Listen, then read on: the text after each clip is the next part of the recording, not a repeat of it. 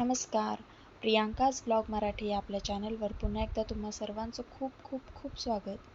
आज जी रेसिपी मी तुमच्यासोबत शेअर करणार आहे ती रेसिपी परफेक्ट साबुदाण्याच्या पापड्या कशा तयार करायच्या ही रेसिपी मी तुमच्यासोबत शेअर करणार आहे.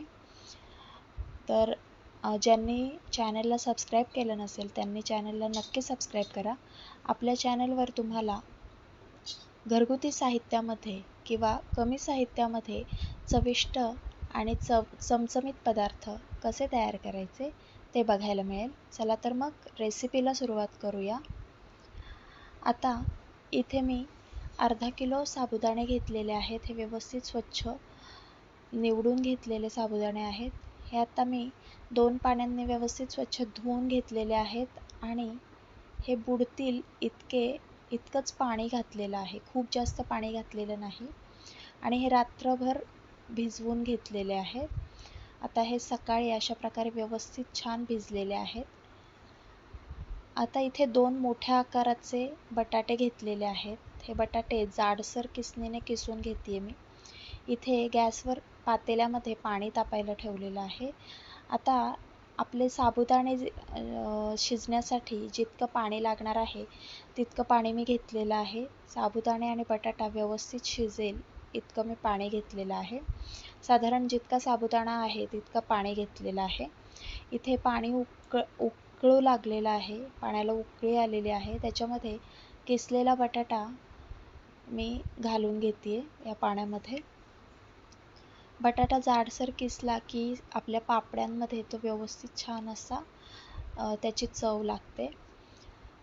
आता इथे मी मिरची आणि जिरे जाडसर वाटून याच्यामध्ये घातलेले आहेत आणि व्यवस्थित या बटाट्यामध्ये मिक्स करून घेतलेले आहेत. त्याचबरोबर चवीप्रमाणे मीठ घालून घेतलेलं आहे. पुन्हा मी मिक्स करून घेते हे सगळं.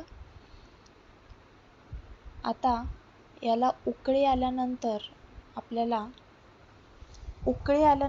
आपल्याला साबुदाणे याच्यामध्ये ॲड करायचे आहेत. मी अशा प्रकारे हे साबुदाणे व्यवस्थित असे हाताने सोडवून घेते आणि याच्यामध्ये ॲड करते. जिरे आणि मिरची जी घेतलेली आहे ती जाडसर वाटून घेतलेली आहे. तुम्ही अगदी बारीक सुद्धा वाटू शकता किंवा लाल तिखट सुद्धा लाल मिरची पावडर सुद्धा याच्यामध्ये वापरू शकता. आता साबुदाणे घालून हे पुन्हा एकदा व्यवस्थित मिक्स करून घेते. तर खूप जास्त पाणी घातलेलं नाही किंवा खूप कमीही घातलेलं नाहीये. साबुदाणे आणि बटाटा हे व्यवस्थित शिजले पाहिजेत इतकं मी पाणी घातलेलं आहे याच्यामध्ये. आता 4 ते 5 मिनटं हे मीडियम फ्लेमवर व्यवस्थित शिजवून घ्यायचं आहे. हे व्यवस्थित शिजल्यानंतरच आपल्याला याच्या पापड्या तयार करून घ्यायच्या आहेत. आता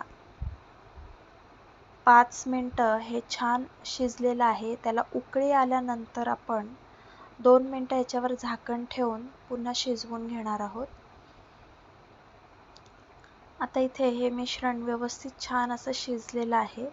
तुम्ही बघू शकता याच्या अशा प्रकारे पापड्या तयार करून घ्यायच्या आहेत. प्लास्टिक शीटवर या मी पापड्या करतेय.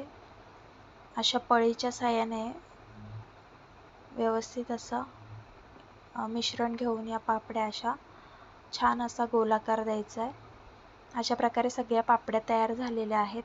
2 ते 3 दिवस व्यवस्थित छान कडकडीत उन्हामध्ये मी या वाळवून घेतलेल्या आहेत. आता मी तुम्हाला हे तळून दाखवणार आहे. दुप्पट फुलते ही पापडी. तेलामध्ये मी ही पापडी तळून घेते. अतिशय सुंदर चव लागते याची. अतिशय चविष्ट लागते ही पापडी. तुम्ही नक्की ट्राय करा. प्रियांकाज ब्लॉग मराठी या चॅनलला लाईक, शेअर आणि सबस्क्राईब नक्की करा. आणि तुमचे जे कमेंट असतील ते कमेंट बॉक्समध्ये नक्की कळवा की तुम्हाला ही रेसिपी कशी वाटली. थँक्यू.